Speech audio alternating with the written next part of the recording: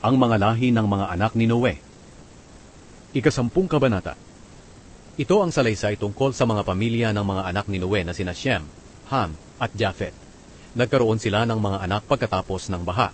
Ang mga anak ni Japhet na lalaki ay sina Gomer, Magog, Madai, Javan, Tubal, Meshek, at Tiras. Si Gomer ay may mga anak din na lalaki na sina Ashkenaz, Rifat, at Togarma. Ang mga anak naman ni Javan ay sina Elisha, Tarshish, Kitim, at Dodanim. Ito ang mga lahi ni Japhet. Sila ang pinagmula ng mga tao na nakatira sa mga dalampasigan at mga isla. Ang bawat pamilya nila ay nakatira sa sarili nilang lugar na sakop ng bansa nila, at may sarili silang wika. Ang mga anak ni Ham na lalaki ay sina Cush, Mizraim, Put, at Kanaan. Si Cush ay may mga anak din na lalaki na sina Sheba, Havila, Sabta, Raama, at Sabteka. Ang mga anak ni Raama ay sina Sheba at Dedan. May isa pang anak si Cush na ang pangalan ay Nimrod. Si Nimrod ay naging magiting na sundalo sa mundo. Alam ng Panginoon na mahusay siyang mangangaso. Dito nanggaling ang kasabihang, katulad ka ni Nimrod na alam ng Panginoon na mahusay na mangangaso. Ang unang kaharian na pinamahalaan ni Nimrod ay ang Babylonia, Erek, Akkad. Ang lahat ng ito ay sakop ng Shinar.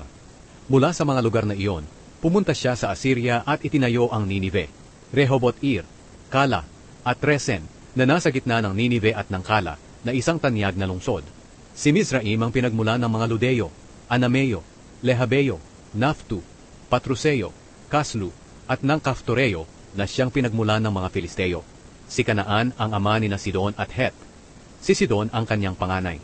Si Kanaan ang siya ring pinagmula ng mga Jebuseo, Amoreo, Gergaseo, Hiveo, Arkeo, Sineo, Arbadeo, Zemareo, at Hamateo. Sa bandang huli, nangalat ang mga lahi ni Kanaan. Ang hangganan ng lupain nila ay mula sa Sidon, papuntang Gerar hanggang sa Gaza, at umabot sa Sodom, Gomora, Adma, Zeboyim, at hanggang sa Lasya. Ito ang mga lahi ni Ham. Ang bawat pamilya nila ay nakatira sa kanilang sariling lupain na sakop ng kanilang bansa, at may sarili silang wika. Si Shem na nakatatandang kapatid ni Japhet ang pinagmulan ng lahat ng Eber. Ang mga anak na lalaki ni Shem, sina Elam, Ashur, Arphaxad, Lud, at Aram. Ang mga anak ni Aram, sina Uz, Hul, Geter, at Meshek. Si Arphaxad ang ama ni Shela, at si Shela ang ama ni Eber. May dalawang anak na lalaki si Eber. Ang isa ay pinangalan ng Peleg.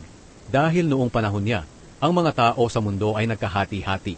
Ang pangalan naman ng kanyang kapatid ay Joktan. Si Joktan ang ama ni na Almodad, Shelef, Azarmavet, Jera, Hadoram, Uzal, Dikla, Obal, Abimael, Sheba, Ophir, Havila, at Jobab. Silang lahat ang anak ni Joktan. Ang lupaing tinitirhan nila ay mula sa Mesya at papunta sa Sephar, sa kabundukan sa silangan. Ito ang mga lahi ni Shem.